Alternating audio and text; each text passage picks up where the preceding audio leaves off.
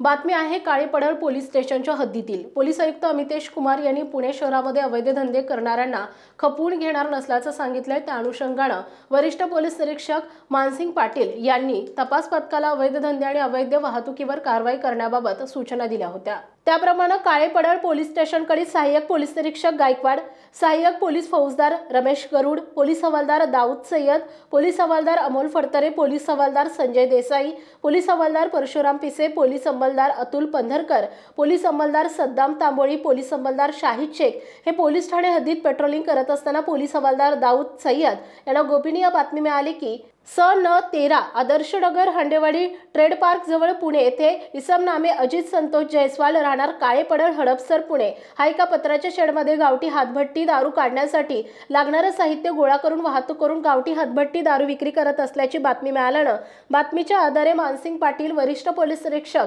Kalepadal police Thane वर नमूद police staff यांनी सन13 आदर्शनगर हंडेवाडी ट्रेड पार्क जवळ पुणे येथे सापळा रचून हातभट्टीवर छापा टाकून कारवाई केली। सदर कारवाईमध्ये दारू विक्री करीत असणारा इसम अजित संतोष जयस्वाल याला ताब्यात घेऊन सदर ठिकाणावरून तयार हातभट्टीच्या दारूने भरलेले एकूण 44 कॅनमध्ये भरून ठेवलेली 1540 लिटर गावठी दारूचा साठा एकूण 3,08,900 रुपये किमतीचा मुद्देमाल जप्त करून साठा जमा करून ठेवण्यासाठी बनवण्यात आलेले पत्र्याचे शेड जेसीबीच्या साह्याने उद्ध्वस्त करण्यात आले। त्याबाबत काळेपडळ पोलीस स्टेशन येथे गुन्हा रजिस्टर नंबर 55/2025 भारतीय न्याय संहिता कलम 123 प्रमाणासह महाराष्ट्र दारूबंदी अधिनियम सन 1949 कलम 65 65 65 फ अन्वये गुन्हा दाखल करण्यात आलाय। गुन्ह्याचा पुढील तपास सहाय्यक पोलीस निरीक्षक शेटे करीत आहेत।